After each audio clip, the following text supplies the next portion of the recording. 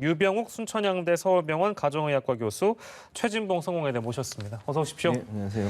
예, 폭풍 전야라는 표현을 제가 지금 방금 했는데요. 이게 뭐 확진자 수가 언제 정점을 찍냐 뭐 이런 거에 대한 질문보다는 글쎄요, 지금 일반 분들이 느끼시기에는 숫자 자체가 완만하게 좀 줄어드는 모양새로 보일 수도 있기 때문에 그런 측면에서 강조를 하기 위해서 한 표현일까요? 아니면 실제로 폭풍 전야입니까, 교수님? 지금 나오는 숫자는 어제랑 오늘 이제 200명대로 이제 줄어든 것처럼 보이는 착시 현상이라고 말씀드리고 싶은데요. 그 이유가 초기에 나왔던 13일부터 17일까지의 숫자가 지속됐던 부분은 7월 말 8월 초에 우리가 그 연휴 또는 휴가철에 나왔던 환자분들 그 부분들을 우리가 알 수 있게 된 것이고요. 예. 그 이후에 집회 등을 통해서 또 여러 집회가 있지 않았습니까? 증폭됐던 숫자들이 나오는데 지금 나오는 숫자들은 초기에 그런 연휴, 휴가, 수의 장마 때문에 밀집돼서 나타났던 그런 환자라기보다는 예. 현재는 이제 그 집회 등으로 지난 주말이죠. 14일, 15일, 16일, 17일에 그 임시 공휴일과 여러 집회를 통해서 밀집됐다가 퍼지면서 나오는 그런 환자의 숫자들이 지금 반영되고 있는 것입니다. 네. 그러면 제가 여기 통계적 착시라는 표현을 왜 썼냐면요. 환자분들이 이제 분류가 되어 있는데 어떤 특정한 위험군, 아까 우리 부본부장께서도 말씀하셨지만 우리가 문자 메시지를 받아서 권유를 받거나 권고를 받으신 분이 검사하는 부분은 확률적으로 높은 부분에서 검사를 하기 때문에 더 많은 숫자가 나올 수 있습니다만은 예. 그분들이 이미 다른 지역에 퍼져 있어서 무증상 감염자로 있는 상황이라고 하면은 실질적으로 이 검사의 숫자의 분모가 늘어서 이 분자인 숫자가 줄어드니까 상대적으로 줄은 것처럼 보이지만 최근에 나타나는 상황을 보면 예전에 이태원에서 시작됐거나 대구 경북 지역에서 시작된 거랑 달리 지금 현재도 추적 중이고 10명 이상 대규모로 나오는 게 21군데 이상에서 발견되고 있기 때문에 예. 굉장히 많은 진폭이 나타날 수 있어서 예. 폭풍 전야라는 표현을 의료 전문가들이 쓰는 이유는 단순히 지금 상황을 보시고 겁먹어서 두려워해서 집에 있어라고 하는 메시지를 보내는 게 아니라 실질적으로 나오는 데이터를 바탕으로 했을 때 여러 군데에서 이 증폭될 가능성이 많이 보이기 때문에 예. 폭풍 전야라는 표현을 감히 저도 사용할 수 있을 것 같습니다. 예, 그 정점이라는 게 아직 도달하지 않았다라는 언급은 정은경 본부장도 한 바 있고 일부 이제 외신에서도 많은 보도가 이루어졌기 때문에 한국의 정점은 아직이다라는 이해를 저희가 어제 조금 했습니다만 글쎄요, 뭐 이런 질문 드리기가 참 어렵습니다만 언제 정점을 찍을까라는 질문 드려도 될까요?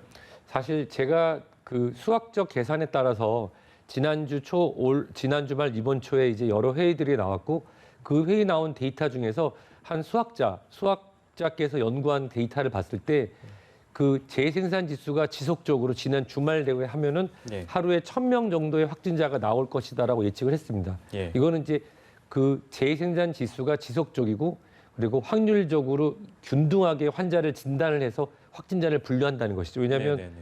환자가 전혀 없을 지역을 집중적으로 검사했을 경우에는 확진자 숫자가 덜 나오고 최근에 어떤 특정한 종교 집단 같은 경우는 20% 이상 확진이 나오는 지역을 집중적으로 하면 환자가 많이 발생을 할 텐데요. 예. 그런 것을 일정한 통계값을 두고 그것을 재확산 지수라고 놨을 때 우리가 이 정점을 찍는다고 하는 숫자는 최소 700에서 1,000명을 넘어야 정점을 본다는 것이었죠. 네네. 근데 다행히 지금 숫자가 좀 줄어드는 것처럼 보이는 것은 아까 말씀드린 것처럼 확률적으로 발병 가능성이 높은 지역 또는 단체와 연결된 곳을 추적했을 때 더 많이 발견할 수 있을 텐데 그런 추적이 어려운 상태에서 다수의 무증상 그리고 의심되는 환자분들을 검사하다 보면은 상대적으로 이 진단이 떨어지는 것처럼 보일 수 있습니다. 네네네. 하지만 코로나19가 다시 이렇게 재확산됐던 거에 가장 큰 것은 무증상 확진자, 즉 젊고 건강한데 다행히도 증상이나 후유증을 남기지 않은 분들이 있습니다. 근데 이런 분들은 증상을 보이거나 또는 입원하고 계시는 분들하고 똑같은 가능성으로 남들에게 감염시킬 수 있거든요. 예. 따라서 그런 상황적인 것이 7월 말이나 지금이랑 똑같다고 하면 더 많은 곳에서 확진이 되고 있으니 예. 아직도 정점이라고 말하기 어렵다. 이렇게 이해하시면 좋을 것 같습니다. 예. 참 어떻게 보면 두려운 그런 말씀을 해주셨는데 거리 두기를 얼마나 좀 잘 하느냐에 따라서 방역 당국의 방역과 시너지를 이루어서 그 확진자의 규모가 점차 줄어들 수 있고 이제 그런 거에 대한 언급을 브리핑을 저희가 듣고 왔는데요. 아무튼 우리 보시는 시청자 여러분들께서 자발적으로 거리두기 좀 잘 지켜주셨으면 좋겠습니다.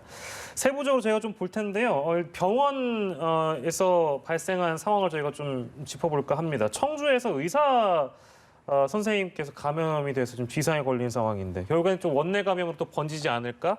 지금 그런 상황이네요. 80여 명 정도 진단 검사를 거쳤으니까 확진자가 더 나올 수도 있겠고요. 어떻게 좀 보고 계세요? 사실 이제 병원에서 확진자가 발생하는 경우 많은 어려움도 있고 많은 두려움도 있습니다. 그 이유는 병원이라는 곳이 일종의 면역이 약한 분들, 만성 질환이 있는 분들이 많이 오시다 보니까 병원에서 확진자가 나왔으니 그 병원은 절대 가면 안 되고 큰일 나겠구나 생각하실 수 있습니다. 그런 걱정은 누구나 가질 수가 있지만 예전에도 대한민국을 대표하는 대형 병원에서 간호사 선생님들이나 의료진들이나 확진자가 나왔을 경우 그 사례를 봤을 때 메르스 코로나 바이러스 때는 우리가 그거에 대한 방법을 잘 몰랐기 때문에 대한민국을 대표하는 대형 병원에서 그 병동 내에 원내 감염이 됐던 부분이 있지만 네. 지금은 저도 방금 전까지 진료하다가 지금 왔는데 마스크 쓰기라든지 또는 개인 방역, 예. 의료진의 방역을 잘 지키고 있기 때문에 그 의료인의 가족분들, 집에서 또는 개인적 접촉으로의 감염은 충분히 가능하지만 예. 병원 내에서의 원내 직접 감염의 가능성은 상당히 떨어지는 것이 사실입니다. 예. 저희가 좀 더 이 80여 명의 진단 검사 결과 기다려 볼 텐데 크게 걱정할 상황은 아니라는 말씀을 유 교수께서 좀 해주셨어요. 근데 청주 말고도 이제 천안에서도 아직까지 그 병원에서 감염된 사례들이 나오고 있기 때문에 마음을 놓을 상황은 또 아닌 것 같습니다. 사랑제일교회 전광훈 목사 얘기를 좀 해보면 여기 지금 개신교 원로들이 이 전광훈 목사를 목사로 부르지 말라. 이런 내용의 성명을 내놓기까지 했고 저희가 사실 지난주에 이분들 중에 한 분이 책임 있는 분을 연결해가지고 말씀을 들어봤는데 실제로 목사로 부르면 안 된다라는 그런 여론들은 뭐 개신교 내에서도 있다고 또 하더라고요. 최재봉 교수께서 좀 어떻게 보셨습니까? 그러니까 지금 말씀하신 것처럼 이게 코로나19 위기와 한국교회를 염려한 한국교회 원로들이라는 제목의 성명이 발표가 됐는데 지금 말씀하신 것처럼 그 성명의 내용을 보면 전광훈 목사는 목사로서의 역할이나 자격이 없다라고 얘기를 하고 있고 예. 언론에서도 전광훈 목사를 목사라고 부르지 말아달라 이런 요청까지 하고 있습니다. 그러니까 목사로 불려서는 안 된다. 호칭을 중단해달라 이런 요청을 하는 걸 보면 전광훈 목사에 대해서 교회 원로들이 어떤 생각을 갖고 있는지를 볼 수 있을 것 같습니다. 예. 그러면서 그 내용은 주 내용이 이럽니다. 예수 그리스도라는 분, 그분은 세상에 와서 본인을 희생하면서 세상을 살리기 위해서 노력했던 분이고 그런 정신을 가르치는 것이 기독교인데 전광훈 목사의 지금 행동을 보면 그런 모습이 아니라 사람들을 위해하고 사람들에게도 어려움을 끼치는 사람들을 더 힘들게 만드는 이런 일을 하고 있기 때문에 목사로서의 역할이 없다. 라고 그분들은 좀 주장을 하고 있고요. 또 하나 이제 눈여겨볼 것 이제 대한예수교 장로회, 그러니까 교회에 여러 가지 교파, 종파들이 있는데 그 중에 교단 중에 하나가 예수교 장로회 중에 고신 측이 있습니다. 고신 측의 이단 대책위원회에서 보고서를 하나 만들었다는 언론 보도가 있어요. 예. 그 언론 보도에 보면 그 이단 대책위원회에서는 어느 한 교단이나 어느 한 목사가 어떤 행동을 했을 때 그것이 이단으로 규정될 수 있느냐 하는 부분을 검증하고 조사해서 보고서를 만드는 건데 예. 그 초안 안에 이단 옹호론자, 옹호자 이 정도의 표현이 들어있는 것으로 알려지고 있습니다. 물론 정확한 건 아니지만요. 예. 공식적으로 발표된 건 아니지만 그래서 전광훈 목사에 대해서 아마 교단들별로 전광훈 목사나 사랑제일교회를 이단으로 이게 규정할 거냐 안 할 거냐라는 부분에 대한 조사나 연구도 시작되고 있는 것으로 보여집니다. 이제 교단별로 이게 결정이 되면 그 교단에 속해 있는 교회들은 그 교회에 대해서 예컨대 전광훈 목사든 만약에 사랑제일교회가 이단으로 명명이 된다고 하면 이단으로 다 인식하고 그 교회의 교리는 따르지 않게 되는 그런 이제 효과가 나타나게 되는 거거든요. 이건 이제 교단 내에서 하는 거니까 우리나라 교단이 많이 있어서 한 교단의 영향력이 전 교단에 뭐 미칠지는 미지수지만 그럼에도 불구하고 어느 한 교단에서 이런 결정을 내리면 다른 교단들도 그 규정을 대체로 따르는 게 일반적이기 때문에 제가 볼 때 만약 그런 규정이 내려진다고 하면 전광훈 목사나 사랑제일교회 같은 경우에 일반 그러니까 기독교로부터 이단으로 명명될 가능성도 전혀 없지 않다 이렇게 볼 수 있을 것 같습니다. 근데 이게 이제 교단 내에서 일종의 선긋기일 뿐이지 뭐 일종의 모르겠습니다. 이제 그 전광훈 목사를 따르는 이제 신자들이나 교인들이나 이런 분들이 보기에는 지금까지 해왔던 목회 활동, 이른바 목회 활동이라는 걸 못하는 건 아니잖아요. 그건 아니에요. 목회 활동 못하는 건 아닙니다. 그러니까요. 만약에 그걸 못하게 하려면 어떻게 해야 되냐면 정광훈 목사가 목사 안수를 받았던 교단이 있어요. 그러니까 교단이 제가 여러 군데라고 말씀을 드렸잖아요. 복잡하네요. 복잡하죠. 네네. 그러니까 네네. 목사 안수는 목사의 이 직을 안수하는 안수는 교단별로 하는 겁니다. 그러니까 예. 정광훈 목사가 속된 교단에서 제가 알기로는 대신 교단인 걸로 알고 있는데 뭐 정확한 건 예, 이제 예. 더 조사를 해봐야 되겠습니다만 예. 그 교단에서 정광훈 목사의 자격을 아예 박탈하는 겁니다. 그렇게 됐을 경우는 목사를 못하게 되는 거죠. 근데 예, 예. 다른 교단이 정광훈 목사의 목사직위를 박탈할 수 있는 권한은 없어요. 그러니까 정광훈 목사의 목사 안수를 줬던 그 교단이 예. 그걸 해야 되는데 그 교단이 과연 그렇게 할지는 좀 지켜봐야 될 것 같고요. 그렇게 된다 하더라도 사실은 본인이 뭐 끝까지 본인은 불복하고 본인을 따르는 성도들과 함께 교회를 하겠다라고 하면 그거 자체를 막을 수는 없습니다. 종교 활동이기 때문에. 다만 예. 그렇게 교단으로부터 그런 이제 목사의 어떤 자격이 박탈되게 되면 이제 시나 아니면 국가기관으로부터 어떤 그 종교 단체로서 인정받는 데는 한계를 가져올 수 있겠죠. 그러니까 예. 자체적으로 모여서 본인들이 무슨 활동을 하는 것 자체는 자유이기 때문에 그건 막을 수 없지만 뭐 예를 들면 종교단체는 여러 가지 세금 혜택이나 이런 혜택을 받고 있지 않습니까? 그런 혜택이 사라질 수 있는 위험성이 있다고 보여집니다. 예, 알겠습니다. 자, 그리고 이분에 대한 얘기를 잠깐 해볼 텐데 그 주옥순 씨라고 유튜버입니다. 보수 유튜버로 이제 알려지고 있는데 역학조사를 거부하고 있다고 방역당국이 경찰에 고발하기로 했는데 이게 지금 주옥순 씨 부부가 같이 확진 판정을 받아서요. 지금 그 동선하고 접촉자 수가 아직 오리무중이다? 근데 그 기존에 저희가 보도했던 바에 따르면 찜질방에서 잤다고 했다 또 말도 바꾸고 그러기도 했어요. 그러니까 그렇죠. 정확하게 지금 파악이 안 된 모양이죠. 안 된 거죠. 그러니까 주옥순 씨가 사실은 본인의 그 인터뷰 방송에서 온라인 방송에서 그런 얘기를 했어요. 본인이 예. 찜질방에서 잤다. 그리고 그 다음 날 자기가 가지 못해서 자기 뭐 아는 분 지인의 집에서 방송을 하고 있다 그런 얘기를 했었는데 나중에 말을 바꿨어요. 그건 네네네. 헛나온 거다, 잘못 나온 거다.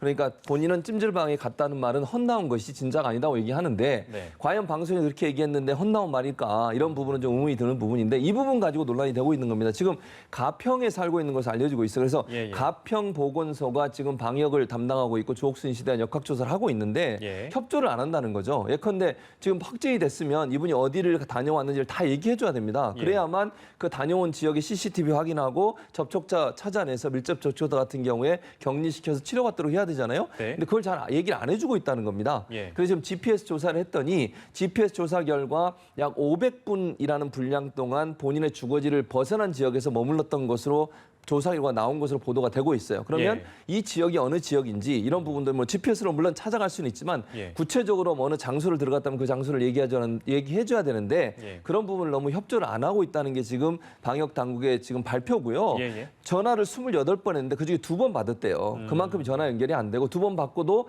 제대로 얘기를 안 해주고 가르쳐주지 않아서 예. 방역 당국이 지금 격학조사하는데 상당히 어려움을 겪고 있다라고 지금 얘기를 하고 있는데 예. 여기에 대해서 이제 주옥순 씨는 본인의 이제 온라인 방송에 나와서 본인이 뭐 다 알려줬다 또 이렇게 예. 얘기를 하고 있어요. 그러니까 가평 보건소장은 주옥순 씨가 제대로 협조를 안 하고 있다고 얘기를 하고 있고 주옥순 씨는 역학조사를 거부하지 않았고 네. 협조를 적극적으로 했다라고 주장을 하고 있어서 약간의 충돌이 있긴 합니다. 그럼 누구 말이 맞는지는 이제 진실을 밝혀지겠죠. 어쨌든 네. 그럼에도 불구하고 가평군에서 이런 얘기를 하는 걸 보면 주옥순 씨가 적극적으로 역학조사에 협조하고 있는 것으로 보이지 않습니다. 예. 그렇다고 하면 보건소장이 굳이 저런 얘기를 할 필요가 있겠습니까? 그런 차원에서 본다고 하면 아마 가평군은 주옥순 씨를 고발할 방침인 것으로 알려지고 있어요. 아마 예. 역학조사를 제대로 따르지 않으면 2년 이하의 징역이나 2천만 원 이하의 벌금을 물도록 돼 있습니다. 지난번 잘 아시는 인천의 학원 강사 예. 기억나시죠? 그분 구속됐습니다. 2년 이하의 징역이나 2천만 원 이하의 벌금을 물도록 돼 있기 때문에 제가 볼 때는 고발 조치를 통해서 주옥순 씨가 더 적극적으로 나올 수 있도록 압박을 하지 않을까 이런 예상이 되고 있습니다. 예, 역학조사와 관련해서는 지금 시간이 참 어떻게 보면 가장 없을 지금 주체는 방역 당국인데 1분 1초가 급한 상황에서 이런 갈등 상황을 빚는다는 것이 굉장히 안타까운 상황이고요. 그리고 순천으로 가보겠습니다. 순천의 청암 피트니스 앤 스파 14명이 확진 판정을 받았고요. 원주 아까 저희가 원주 제가 아까 말씀드렸습니다만 16명이 지금 확진 판정을 받아서 피트니스 클럽을 이 확진자 중에 한 명이 단계동에 있는 피트니스 클럽이라고 합니다. 단계동 피트니스 클럽을 방문한 것으로 드러났습니다. 이게 어떻게 보면 피트니스 시설의 경우에는 저희가 이 코로나19와 관련된 이야기 나눌 때마다 등장했던 예상 가능한 그런 장소 중에 하나인데 그런 만큼 또 추가적인 확진자가 많이 나올 수도 있을 것으로 좀 걱정이 되는데요. 어떻게 좀 보고 계세요? 사실 이게 실내 운동 시설입니다. 그리고 실내 운동 시설에서 운동하는 게 더우니까 에어컨을 틀 수밖에 없죠. 사실 마스크를 쓴 상태에서 운동을 하기는 쉽지가 않습니다. 미국 같은 경우는 이런 운동 시설에 대한 제한을 계속 두니까 실외에 운동기구를 두고 하는 곳도 있었다고 방송에서 통해서 확인하기도 했는데요.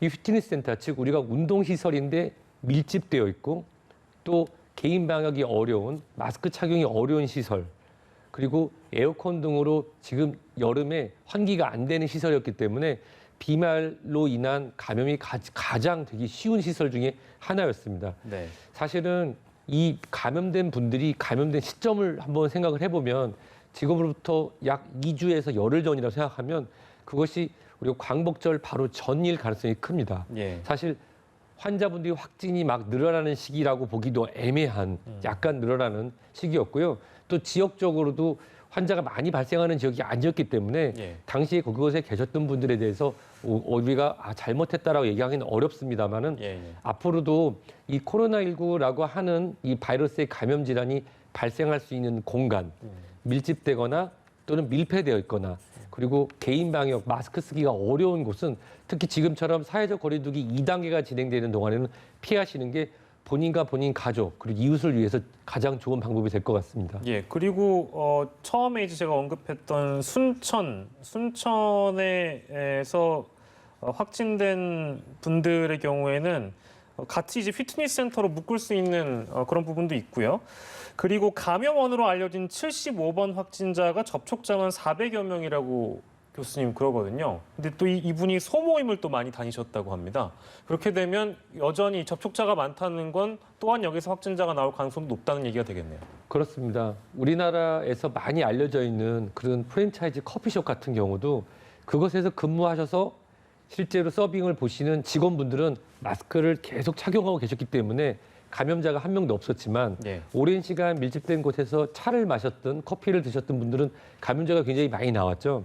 그렇기 때문에 이 뭐 종교 시설에서 대규모로 예배를 볼 때 방역 지침을 잘 지키신 분들 같은 경우는 감염이 없지만 그런 종교 활동 이후에 소모임할 때 마스크를 벗으면서 1대1 면대면 접촉을 통해서 감염되는 경우가 많아서 지금 말씀하신 것처럼 운동시설에 계셨던 분들에 대한 부분은 마스크를 벗었던 분들에 대해서 감염 가능성이 높은데 소모임을 통해서 사람들이 면대면이고 밀집되고 소규모이니까 마스크를 우리는 괜찮게 벗었던 경우라고 하면 이 확진된 접촉자가 400분 중에 감염자가 발생할 가능성은 굉장히 높다고 봅니다. 예, 알겠습니다. 순천, 원주 이쪽에선 운동시설 그리고 순천에 계신 한 분의 경우에는 확진자의 경우에는 접촉자가 굉장히 많다는 점 걱정되는 상황이고요. 세부적으로 들여다봤는데 자 그리고 저희가 영상 하나를 소개해 드릴까 하는데요. 이게 서울시가 제작한 영상입니다. 넉나간 가족이라는 홍보 영상인데요. 어떤 영상인지 보고 나서 본격적인 얘기 더 이어가도록 하겠습니다.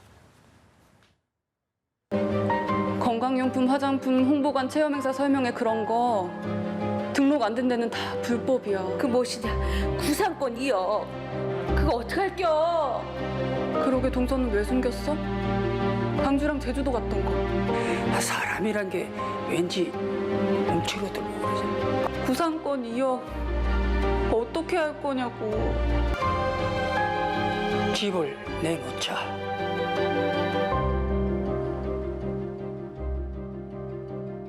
네, 영상이 보기에는 뭔가 위트 있게, 재치 있게 보이긴 합니다만 이게 실제 실화를 바탕으로 만들어진 영상이고요. 내용은 최진봉 교수께서 좀 간략하게 소개해 주시면 좋을 것 같습니다. 네, 지금 서울시 방역 홍보 동영상인데요. 말씀하신 것처럼 실제 있었던 일입니다. 송파구의 60번 확진자의 사례를 실화를 이제 재구성해서 영상으로 만든 건데 이제 키 포인트는 이겁니다. 저기 구상권 청구가 돼서 2억 원이라는 돈을 물어야 되는 상황이 닥쳤던 것이고 그 상황을 지금 재구성해서 설명을 하는 건데 그만큼 이게 아까 지금 우리가 조옥순 씨 얘기도 했고 여러 얘기를 했지만 방역 당국이 방역을 하는 과정에 있어서 이 역학조사를 하는데 방해를 하거나 그걸 제대로 알려주지 않았을 때 거기에 들어간 비용 전체를 이분들한테 직접 구상권을 청구해서 받아내는 그런 법적 제도적 장치가 있습니다. 그걸 서울시가 실체했고 송파구 60번 확진자가 그런 일을 당했다고 하는 걸 영상으로 만든 것은 방역 당국의 역학조사에 적극적으로 참여해달라. 동참해달라, 네. 협조해달라 이런 의도라고 저는 보여집니다. 서울시가 저런 영상을 만든 것 자체가 거짓 진술을 했을 때 얼마나 큰 피해를 입게 되는지 그것 예. 때문에 경제적으로 또 가족이 저기 제목이 넉나간 가족이라는 얘기거든요. 예, 예. 넉나간 가족이라는 제목인데 그만큼 가족에게 얼마나 큰 어려움과 슬픔이 오는지 아픔이 오는지를 보여주는 영상이기 때문에 앞으로 혹시나 본인이 확진됐다, 확진될 수 있습니다. 뭐 본인의 의도와 관계없이 확진이 된 거 아니겠습니까? 그러면 적극적으로 방역 당국이 원하는 정보를 제공해 드리고 예. 어디를 갔다 왔는지를 자세히 설명해서 그 부분이 빨리빨리 역학조사가 돼서 차단이 될 수 있도록 만들어주는 협조를 해달라. 그런 의미에서 아마 영상을 만든 것으로 기이할 수 있을 것 네, 같습니다. 역학조사와 관련된 어떤 거짓 진술만으로도 이렇게 엄청난 금액의 구상권을 청구받을 수 있다라는 경각심을 일깨우기 위한 그런 영상으로 이해해 주시면 좋을 것 같습니다. 그리고 오늘 오전에 그 교육계 얘기를 저희가 해보려고 하는데요. 수능을 오늘 딱 100일 앞둔 날이었습니다. 근데 수도권 지역 유치원, 초등학교, 중학교, 고등학교 지금 등교 수업 자체를 원천적으로 이제 배제하고 원격 수업하겠다고 지금 밝혔잖아요. 근데 이제 뒤따르는 걱정은 이렇게 하다가 혹시 예정돼 있는 수능을 제대로 치를 수 있을까라는 생각들을 많이들 하시는 것 같아요. 그렇습니다. 지금까지는 12월 3일이라는 수능 일정을 지키기로 하고 지금 계속 나가고 있는 상황입니다. 그래서 지금 거리두기 2단계인데 실제 원격 수업은 거리두기 3단계에서 이루어지는 일인데 선제적으로 그걸 했다라고 볼 수 있어요. 물론 강화된 2단계라고 표현을 합니다. 교육당국에서는. 그리고 이번 조치에서 고3 학생들은 빠졌습니다. 그리고 기간으로 보면 9월 11일까지, 그러니까 8월 26일부터 9월 11일까지 제한적으로 3단계가 아닌 강화된 2단계 조치를 취했는데 거의 모든, 그러니까 고3을 제외한 거의 모든 학교가 다 원격 수업으로 돌아가게 됩니다. 초창기에 우리가 아마 그렇게 했었지 않습니까? 그리고 예, 예. 조금씩 풀었는데 지금 현재 여기 이제 특수학교나 소규모 농어촌 이런 학교들은 자율적으로 하도록 예외상으로 뒀지만 대부분의 학교들은 원격 수업을 하게 되는데요. 이제 문제는 그러면 이게 고3 학생들 12월 3일 날 과연 치를 수 있을까 수능을 이 부분에 예. 대한 문제가 있다고 보였는데 교육부에서는 구체적인 얘기는 안 했지만 플랜 B를 생각하고 있다고 얘기를 했어요. 그 말은 9월 11일까지 원격 수업을 했음에도 불구하고 상황이 나아지지 않고 확산세가 더 커졌을 경우에는 또 다른 조치를 취할 수밖에 없는 상황이 될 수 있다. 즉 고3 학생들까지도 등교를 중단하고 원격 수업으로 전환하고 예. 수능이 연기되는 가능성에 대해서 전혀 배제할 수는 없다고 보여집니다. 그러나 지금 상황에서 그걸 얘기할 수 있는 상황은 아니라고 봅니다. 그러니까 가능한 한 우리가 빠른 시간 안에 이 확산세를 막아서 9월 11일 이전에 좀 줄여서 일정 부분 우리의 생활이 일상화될 수 있도록 하는 환경을 만든 다음에 수능이 진행되도록 하는 것이 목표입니다. 그건 예. 지금까지 변함이 없고요. 그럼에도 불구하고 만약 9월 11일 이후에도 이런 확산세가 중단되지 않는다고 하면 또 다른 조치를 취할 수밖에 없는 상황이 될 수 있다는 점도 우리가 예. 생각해 봐야 되는 상황이 아닌가 이런 생각이 듭니다. 예, 요건 짧게 이제 질문 드릴 건데 그 유 사회부 총리가 플랜 B를 언급한 적이 있대요. 최근에 기자회견할 때 종합적으로 판단해서 플랜 B로 갈 수도 있다. 그 플랜 B는 뭘까요? 그건 이제 아무도 모르는데요, 사실은. 제가 그냥 추측을 해보면 예, 저는 예. 그냥 3학년, 그러니까 고3 학생들까지도 사실은 원격 수업으로 돌아가고 시간을 좀 연장하는, 수능 기간을 좀 연장하는 방법으로 가지 않을까 하는 게 제 개인적인 생각입니다. 물론 네네. 그렇게 되면 여러 가지 이제 복잡한 문제가 생깁니다. 수시 관련된 일정도 바뀌어야 되고요. 예. 그다음에 수능이 늦어지게 되면 입시 전체가 다 늦어지게 돼서 다음 학기 준비도 영향을 받을 수 있기 때문에 네. 그런 일은 안 오기를 바라지만 혹시나 플랜 B가 가동된다고 하면 일정이 연기될 수 있는 가능성은 우리가 생각해 볼 수 있을 것 같습니다. 예, 알겠습니다. 플랜 B까지 이제 고려하고 있다는 얘기니까 교육계 쪽에서 나왔던 방침을 오늘 오전에 나왔는데요. 이 내용 저희가 잠깐 다뤄봤고, 자 그리고 전공의 파업 얘기 저희가 해볼게요. 지금 뭐 코로나 위기 상황입니다만 의사 협회와의 대화가 이제 총리께서 의사협회장과 대화를 가졌는데 어떤 결과는 국민들이 바라는 결과는 나오지 않은 것 같습니다. 그럼에도 불구하고 지금 전공의 또 전임의 동네 의원 또 이제 2차 총파업을 의협이 예고하고 있는 상황이고요. 유병욱 교수께서는 지금 현 상황 어떻게 좀 진단하고 계세요? 2000년이 생각이 납니다. 2000년에 제가 그때 레지던트 1년 차였는데 그때 진료실을 나오면서 정말 많은 고민을 했었죠. 그럴 때 그 의사들이 진료실을 나갈 때는 정말 우리가 맨 처음에 의사 면허를 받았을 때 그 생각이 납니다. 왜 우리가 진료 현장을 떠날 수밖에 없었을까? 사실 이번에 우리 전공의 선생님들이 저희들을 찾아와서 이러이러한 뜻이 있습니다. 그랬을 때 저는 개인적으로 지지했습니다. 그 이유는 지금 여러 소통의 부재로 인해서 예. 지금 국민 여러분, 시청자 여러분도 잘 모르시는 내용들이 어떻게 보면 좀 더 대화가 되고 그러한 사항들이 많이 알려져서 서로의 이해를 도운다고 하면은 예. 그렇다고 하면은 서로의 이해를 통해서 해결될 수 있을 거라 생각됩니다. 이 진료실을 지키느냐 안 지키느냐, 사실 주요한 시설에 있냐 없냐, 이런 표면적으로 보이는 것보다 더 많은 것들, 특히 최근에 여러 가지 사안들을 놓고 전문가분들과 얘기를 좀 더 해서 예. 진행을 했다면 좋았을 텐데라고 하는 그런 여러 가지 제안이나 예. 또 국가의 정책들이 있었습니다. 그리고 국민 여러분들께 대해 걱정하시는 응급실이라든지 분만 현장, 중환자실, 그리고 이 생명하고 직결되는 부분, 또 최근에 코로나 관련된 부분은 전공의 선생님들도 말씀하셨고 또 전임이 그리고 대형 병원을 지키고 있는 전문의와 저희 같은 교수진들도 지금 현재까지 말씀드릴 수 있는 거는 그러한 서비스에 있어서 약간의 지연이 있거나 또는 어려움이 있을 수 있지만 예. 생명에 관련되는 부분에 대해서는 우리가 전공의, 전임의, 그리고 전문의, 그리고 교수진까지도 예. 선장을 떠나지 않을 겁니다. 예, 예. 그래서 보통 글자로 나오는 의사 총파업 강행, 제가 2000년도에 실제 현장에서 파업 현장에서 전공의로 있었을 때 이 실질적으로 정부와 의사협회 또는 전공의 단체 그리고 언론에서 나오는 얘기들이 잘 전달이 되지 않아서 국민 여러분들이 많이 답답해하시고 저희도 많이 답답했거든요. 예, 예. 이런 부분들은 우선적으로 국민의 피해가 최소화되는 방향으로 예. 테이블을 열고 말씀하시는 내용들이 예. 한자 한자 정확하게 국민에게 그대로 전달될 수 있는 그러한 그런 대화의 장이 된다고 하면은 이 환자분들의 불편함은 어쩔 수 없을 거라 생각되지만 예. 지금 응급실, 중환자실, 수술실, 투석실, 분만, 신생아실들 이 생명하고 직결되는 부분에 대해서 서비스는 그대로 일단 지속될 수 있다고 말씀드리고 싶습니다. 예, 알겠습니다. 그럼에도 불구하고 이제 유병욱 교수께서 안타까운 마음을 이제 깊이 전달을 해주셨습니다만 그럼에도 불구하고 이제 2차 총파업이 예고돼 있는 그런 상황이라서 뭐랄까요, 대중적인 어떤 시각은 좀 나뉘어져 있는 것 같기도 하고 한편으로는 이제 의사들도 이해관계가 있기 때문에 예. 자신들의 어떤 권리를 주장할 수는 있으나 이게 이제 뭐 일각에서는 암 수술이 밀리거나 이런 경우도 있었던 모양이에요. 이제 이런 예. 것 때문에 많은 비판을 받고 있는 상황인 것 같습니다. 어떻게 보세요? 그렇습니다. 아니 그럴 수밖에 없죠. 국민들 입장에서는 불안해할 수밖에 없어요. 예. 의사들이 총파업한다고 2차 지금 휴진 같은 경우에 지역 의사분들도 참여한다고 그러거든요. 예, 그리고 예. 기간도 지금 길어요. 그리고 지금 코로나 사태가 지금 점점점 악화되고 있는 상황 아니겠습니까? 이런 상황에서 의사분들이 이제 파업을 하시니까 국민들 입장에는 당연히 불안하죠. 그럴 수밖에 없는데 저는 이렇게 생각합니다. 일단 정부가 한 발 물러섰어요. 예. 어쨌든 올해 안에는 의대 정원 늘리지 않습니다. 그다음에 공공의대 만들지 않습니다. 예. 물론 지금 의사협회에서는 그거 자체를 완전히 폐기하라고 얘기하는데 그건 너무 무리한 주장이라고 저는 생각이 들어요. 일단 한 발씩 물러서서 지금 이 사태가 마무리될 때까지는 힘을 합쳐서 우리 국민들의 생명을 보호하고 그리고 나서 정말 유병욱 교수님 말씀하신 것처럼 테이블에 앉아서 논의하자는 겁니다. 예. 그러니까 논의가 안 돼서 의사분들이 그렇게 불만이 많으시면 논의를 시작하면 되잖아요. 그런데 지금 이제 이번에 예를 들어서 교육부에 의대 정원 그 복지부에서 넘기면 예. 그게 내년부터 의대 정원이 늘어나는 건데 넘기지 않았어요. 그 말은 내년에는 의대 정원이 늘어나지 않는다는 겁니다. 그래서 정부도 일단 그럼 모든 걸 보류하고 일단 코로나19를 이겨보자고 얘기를 하고 있으니 의사협회에서 조금 더 전향적으로 나왔으면 좋겠어요.